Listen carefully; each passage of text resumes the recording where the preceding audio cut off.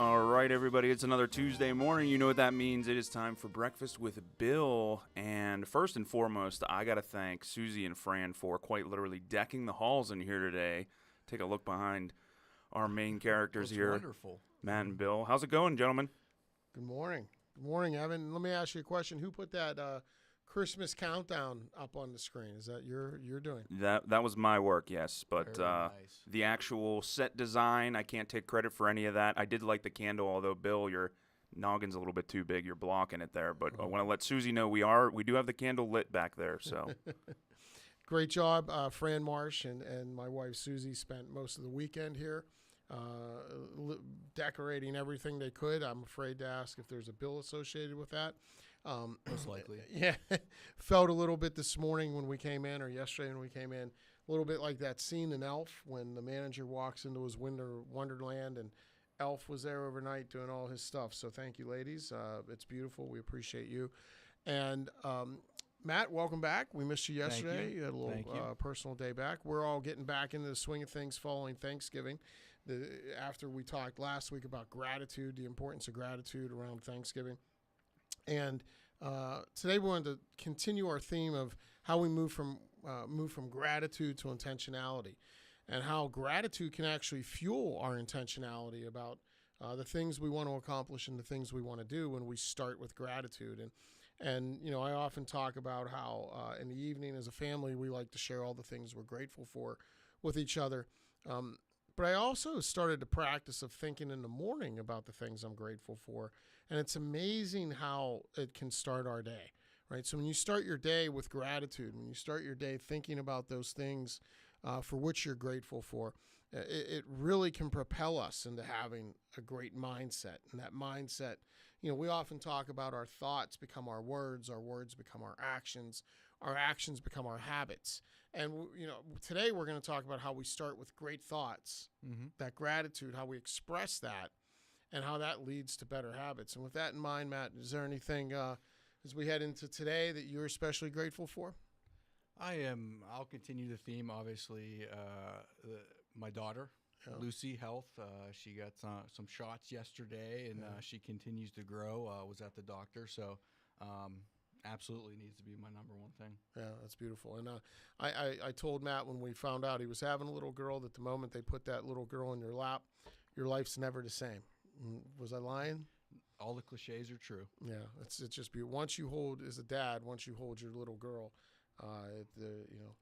nothing's ever the same again. So like I tell everybody though, I think I'll be most proud when she says clear next steps. I thought you were going to say daddy before mom. I think before it's clear mom, next steps. But which, by the way, it's easier to say dad than mom. So we have an advantage after all our poor wives go through with the carrying, the labor, and most of the sleepless nights.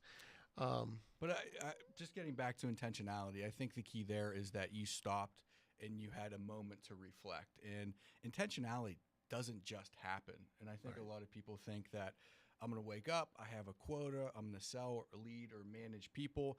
I'm being intentional. I have goals. But intentionality, it's definitely a commitment. And we always talk about the best version of ourselves, coaching people to become the best versions of themselves. And, you know, I think if we're not living intentionally, we're not necessarily living up to our potential. And so I think intentionality is so critical. You ask any one of my clients, what's my favorite word? It is absolutely intentionality. Yeah, absolutely. Yeah, I agree with that. That's kind of become the theme of so many of our interactions. And the reason for that is we get to work with so many people that are so busy. You know, we're all wearing our busy buttons. And I don't know, when's the last time somebody said to you, hey, how you doing? Or you ask somebody how they're doing and they didn't say busy, right? I can't, no one's ever looked at me and said, I'm just looking for things to do, right? Just wandering around looking for things to do. Everybody's wearing that busy button. You remember the Staples easy button, you could hit it?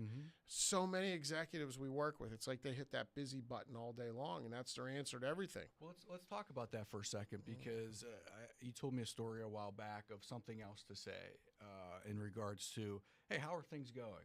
Oh, we're busy. That's the response that we always get, and that's just white noise, and it's almost meaningless, right? Because that's what we think the answer is going to be. So I think a challenge today is, what else can you say? What can you think about when someone asks you that question? Yeah. So a friend of mine, Steve, who we share a client together, he's a Tony Robbins coach. He's actually been Tony Robbins Coach of the Year for 3 years in a row. He's a good man. We'll link his profile in the comments on YouTube after this. But Steve's a great guy, and he a couple years ago, he and I were sharing a client event where we were both doing some facilitation and speaking. And at dinner, he shared with me how he realized every time somebody said to him, "How you doing?" He said, "Busy. I'm busy." And then he sat down and he said, "If 3 years ago you would have told me this is what my calendar looked like," and said, "Steve, how will you feel 3 years from now if this is what your calendar looks like? It's just filled with client appointments all day. How will you feel about that? What will that day be called?" And he said, "Blessed." I'd say I'm blessed. And he's now adopted that, where when people say to him, "How are you doing?" instead of saying "I'm busy," he says, "I'm blessed."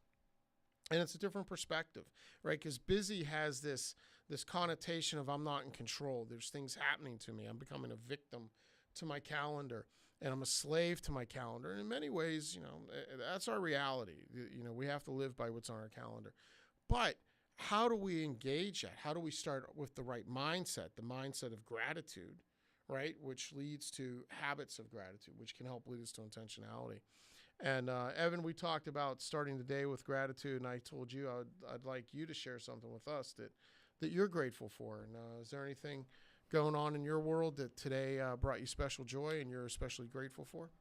Yeah, I mean, it's something that we talked about a little bit last week as well, but I'm super grateful for my wife and just overall putting up with my antics and my personality. But in the professional world, she's been super patient with me as I've built a business. I actually built a business last year that kind of through COVID fell apart. And when push came to shove, she wasn't just like, "Hey, you need to start working 9 to 5, pay the bills." And she actually gave me the opportunity to go out and, hang my shingle and make my own way again, which was awesome. And so I'm so grateful for her patience. And I'm also very grateful because we have a new child on the way. So that's a big, important announcement that we just made to all our family over Awesome. Thanksgiving. So Congratulations. Congrats.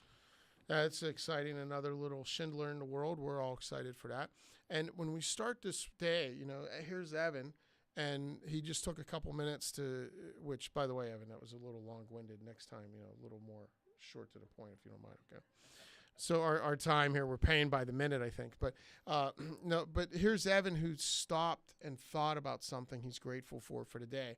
And I guarantee you your mindset's a little different right now, right? And your emotional makeup's a little different right now. yeah, absolutely. And just listening to you talk about sometimes you look at your calendar and you get overwhelmed.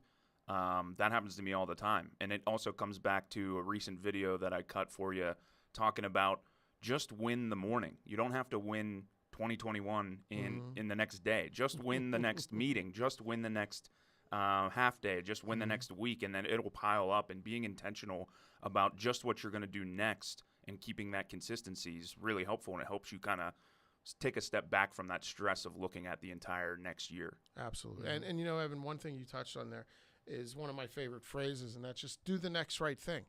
We get overwhelmed with all the things on our calendar. We get overwhelmed with our 2021 quotas. We get overwhelmed with all these things. Do the next right thing. It's that simple, right? No matter what the problem in life is, do the next right thing. And when we pile up enough of those right things in a row, great things happen. Yeah, intentionality is not a single action. We can't think of it as a single action. It's many small actions being consistent with those actions that really build the momentum. And the next right thing, easier said than done, because we have to know what the next right thing is. You want to talk a little bit about planning and how you get into that of figuring that out? Sure. And, we talk about intentionality, and Matt said it's not a single action. Intentionality becomes a mindset. Mm-hmm. And how do you get to that mindset, right? Well, it starts with building better habits, right? It becomes a habit to be intentional. It becomes a habit to retrain ourselves the way we want to think about what we want to accomplish and how we want to accomplish those things. And yesterday, sorry, real quick. I think the important thing is why. Ask the why do we want to accomplish those, because a lot of times in coaching, just a quota isn't enough, depending on how you're motivated, intrinsically, extrinsically, altruistically, right? Just a quota isn't enough for most people. Figure out the why. Why do you want to achieve? And I believe that's where the intentionality truly starts. The why behind you're doing what you're doing, big picture wise. It's funny Matt brings that up, because one of our favorite examples of coaching and growth was with a client we worked with a couple years ago, and one of their individuals was very intrinsically motivated. And when we engage with a new client, we do an evaluation of all the members of the sales team. One of the findings of the evaluation is how you're motivated. And this individual on the team was very intrinsically motivated. Money didn't mean much to him. And people were like, oh, he's just in sales and money didn't mean anything to him. It's amazing how many people are in sales and how low their money motivation can be. Yet how high their intrinsic motivation is, just wanting to do good for people, wanting to do the right thing. And this one individual, his company was struggling with him because they kept saying he was underperforming, and they'd put out these spiffs and promotions, and he never responded to them. He never changed his behaviors or his activities, and they were very frustrated. When we engaged and we started coaching with him, we discovered his intrinsic motivation, and I think we discovered what really fueled him, and it wasn't selling more stuff. What really fueled him was being able to support his church and support causes he cared about, and maybe trying to get his wife to work a little less so she could be home with the kids. And instead of putting that quota in front of him that was just all sales driven, we started connecting the dots for him of, hey, if you sell more and you earn more, guess what you get to do? Give more of it away. It was amazing. It was like putting a foot on the gas pedal on the accelerator with him. He responded, and he did great things. And Matt was able to turn their, because you coached him, and Matt was able to turn their monthly coaching sessions into more of a focus on how much are you giving away, who are you helping, and how are we drawing closer towards your wife, your ultimate goal of your wife being home. Yeah, so I would challenge and urge everyone to figure out your why for 2021, and that's personally and professionally. We always say that it's very difficult to be someone 9 to 5, different than 5 to 9. So why do you want to achieve? What will you do once you achieve? How will that make you feel? Tie emotions to it. So don't be focused on the quota or maybe the outcome. It's the why behind it when you really sink your teeth into it. And one way to get down that path once you start thinking about these things is let's journal them. Yesterday was one of our favorite days of the year, right? Here we got our new moleskin planners in for 2021. Matt went with red this year. I stayed traditional black, so we could tell them apart around here. But this is always, and I haven't opened mine yet, right? Because once I open this, I then have to commit to planning. And, so this is one of those days that you look at this and you think, in this journal, I don't know what you guys see, but you know what I see? Possibilities. These are all in here, are going to go all the possibilities for next year, all the things I want to accomplish, all the things I hope to do, more importantly, who I hope to become. And over the next couple weeks, I think in these segments, we're going to talk about how we properly plan for 2021 so that it can be the year we want it to be and we could start growing. We're not going to be complete at the end of 2021, but you get to look at who am I? What do I do? Because, we're really nothing more than a collection of our habits, right? We're a collection of our habits. And if we want better habits at the end of 2021, we should probably start planning to have those. And the way we like to do that is Matt said, it starts with your why. We agree, not to steal that from Simon Sinek. But you really have to think about why do you want to do these things, because that comes back to who you want to be, right? And when you think about that, I think there's a word of the year that'll help you get there. We like to think of having a word of the year that's something we want to practice. Think of it as the virtues. A few years ago, I decided I wanted to grow in the virtues. And as a result, I was going to pick a virtue of the year. I then last year imposed that virtue on my family, so they had no choice but to also grow in that virtue, which it's great being a father. You get to do that. So I have extended my virtue to my family and have focused on a virtue of the year. 2 years ago, my virtue was humility. This year, the virtue was gratitude. And I don't think I'm ready to move off of that one yet. I think that, given everything we've gone through in 2020, I still think there's more room to grow there in gratitude. I think that next year, in 2021, it's going to be gratitude again. So. And I think the core theme, picking that theme, is a great practice. And I actually take it a step further, and I want to utilize it in coaching next year. So I coach salespeople, so I view it through a salesperson's lens a lot of times. For salespeople out there, what's the one thing that will get you there? Is it consistency? Is it tenacity? Is it accuracy? Whatever that is, pick that theme. And you mentioned at the beginning that you take time to stop and think with the family, to be intentional, to be grateful. For some, this might be very overwhelming if you're not a planner to jump in and plan your year. So take a baby step. So pick that theme and ask yourself every single day, at the end of the day, what's one way that I was consistent? What's one opportunity that I failed to be consistent? And I think it's a great way to just keep your level set and baby steps to get there. So all people should pick a theme of the year. Yeah, and it's funny because, Matt's taking that. I'm talking about how we look forward into 2021, and Matt's interjecting one of the most critical elements of personal growth, which is self-reflection. And, for many years in my life, I was a great planner. Meaning I could write things down, but I was a horrible executor. Didn't matter because I never was going to review what I got done. So doesn't matter if I fell short on execution. And today, execution is still one of my struggles. It's not in my core strengths. We do strength finders here. Ricky Matthews, who's part of our team, is a certified strength coach. And in my top 10 for my strengths, it's all communication and it's all strategic thinking. I have no execution in my top 10. So I need to rely on these tools even more so that I can get things done. But one of the critical elements, and I would argue the most overlooked element of execution, is reflection on what I actually did. So, and Matt, as we're talking through this, excuse me, I think it would be valuable for us to do a video that we could put up on the YouTube channel about how we manage time. So the time management system that actually has us look at how we establish that word of the year, that virtue of the year that you'd like to pursue, and then how we go about finding our weekly planning roles, right? So we believe in identifying the roles we serve in our life, and think of roles as being any role you execute or you fulfill that demands your time or deserves your time. So for me, my roles are husband, father, my faith, leader here, and coach externally, right? And once we identify those, we can have weekly goals for each of those roles that we want to fulfill, and we build on those throughout the year. Yep. And for those people that believe time management and planning is an area that they need to improve upon, I would suggest checking out that video because this book is life-changing.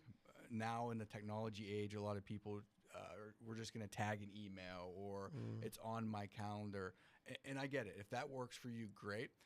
I wasn't necessarily a believer old pencil and paper when I first came here, but I just saw the power of writing it down and how actually writing it down, not typing it in, made it stick.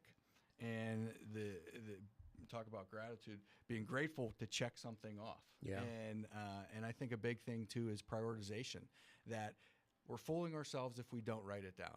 And to keep everything in our mind it's impossible. And we can't multitask. So people that say that they're a great multitasker, it's impossible from a science perspective, it seems like, in the articles that we see. So remember the study that came out about 2 years ago that said multitasking, your brain on multitasking, when they hook it up to all those brain waves and stuff, is the same as somebody who just smoked marijuana. The brain clarity you have in multitasking is the same as if you were to smoke weed. There you go. Yeah. So, which we smell upstairs a lot, and we think it's Evan smoking downstairs, but we don't have proof yet.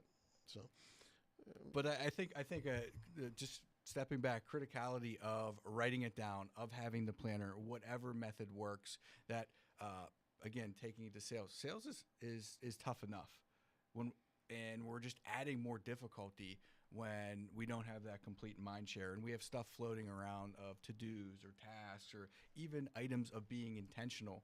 That one of the best things about writing it down is that if it's not due or it's not a priority now and it might be Wednesday, Thursday, next week, you're giving yourself permission to forget about it. That's right. And I believe that's so key, and it sounds simple, but until you start doing it, it's almost like magic. There's great freedom in writing it down. There's great freedom in having one of these traditional planners. And we have a lot of clients who are like, yeah, Bill, it sounds good. But you know what?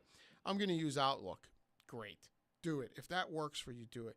But have something that allows you to actually start to capture thoughts, right? Because without it, we're trying to balance everything inside. That's just chaos and stress. When we put it on paper or we put it in Outlook as a to-do and a reminder, it's freedom. It gives us freedom to actually execute and go do and not have to think. And intentionality is all about the action of who we want to be. So seeing that on paper is almost that commitment of what we want to do. Too often we work with people, and I was one of these people myself for many, many years. We just can't dream, right? We have to actually do. So it's great to have dreams. We're big believers in dreams. Have dreams. But love your dreams. Love yourself enough to make your dreams come true and execute on them. Be intentional about the things you want to accomplish so that those dreams come true. And don't just lie to yourself and be like, I want to hit quota next year. Okay. What do you need to do every day to hit quota? Right? And one of these phrases I heard recently, I just absolutely love. And it's the saddest day in history is when man learned the meaning of the word tomorrow. Right? Think about that. The saddest day in history is when man learned the meaning of the word tomorrow. Because it's so easy to say, I'm going to do that tomorrow. You're a salesperson with a quota, I'll prospect tomorrow. I have to, do expenses today, or I have to do this today. And when we think with a tomorrow mindset about intention, about what we're going to be intentional about, when we have a tomorrow mindset, we can rationalize anything away because it's all going to happen tomorrow. Mm-hmm. Guess what? It doesn't happen. Guess when tomorrow comes? Never.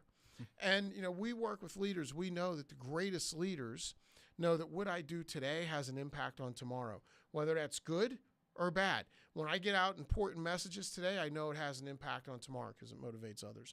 When I do certain things today, I know that it has a great impact on tomorrow. When I fail to do things today, it has a very negative impact on tomorrow. And be honest with yourself. This isn't about punishment, but be honest with yourself.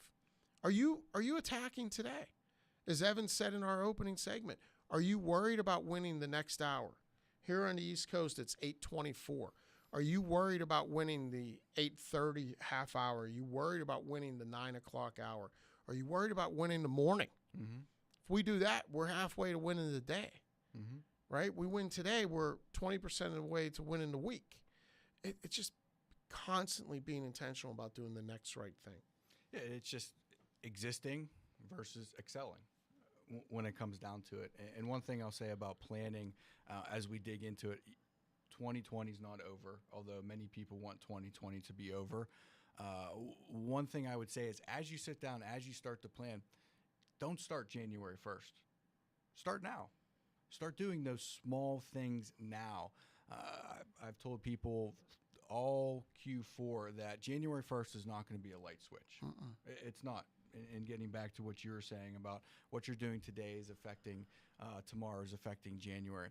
So be activity-based when you do your planning. Again, quota is not enough. What are the activities that you need to do to get there, big and small? And commit to just doing the small things. Again, intentionality isn't a single action. You're going to find success in intentionality with the consistency that you utilize it every single day. And with a theme, ask yourself, what did I do today that I lived it?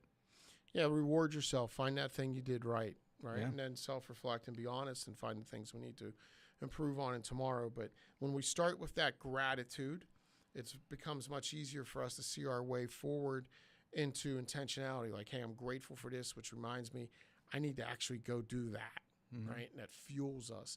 So we move from gratitude to intentionality, and then we self-reflect and be honest with ourselves about the areas we're doing well and the areas we might need to course correct. So over the next couple weeks, we'll continue in with planning. We'll be sure to, within the next week, to get a video up on time management and how we go about managing our planner and setting that up where you could think about your roles so that 2021 becomes great. And, I urge you to not be those people that are like, oh, can't wait for 2020 to be over. Mm-hmm. And, just, no, it's not. We're in it. Let's start owning it, right? And let's plan for an incredible 2021. There's nothing holding you back from having the best year of your life, your career, your marriage, your friendships, whatever it might be, as we move forward. Not next year, not tomorrow, but it starts with today. Starts with our attitude today. So don't say 2021 is going to be the best year of my career. Great, I hope it is. What are you going to do today to make sure that it is, right? We control that. We control that. We control our actions as we start moving forward with gratitude into intentionality. So thank you all for your time. As always, we really appreciate you being with us. If there's anything we can do as you start moving down this path of planning, please don't hesitate to reach out. And as you see, we're getting the Christmas season, so we'll be thinking a lot about that. And who knows, maybe Evan will even bring in some new intro music for us that's Christmas themed. We'll see. But as always, we're grateful for you guys, and we're going to continue to be intentional on how we serve and how we create content that hopefully helps you helps you have success. So thanks again. Take care. God bless.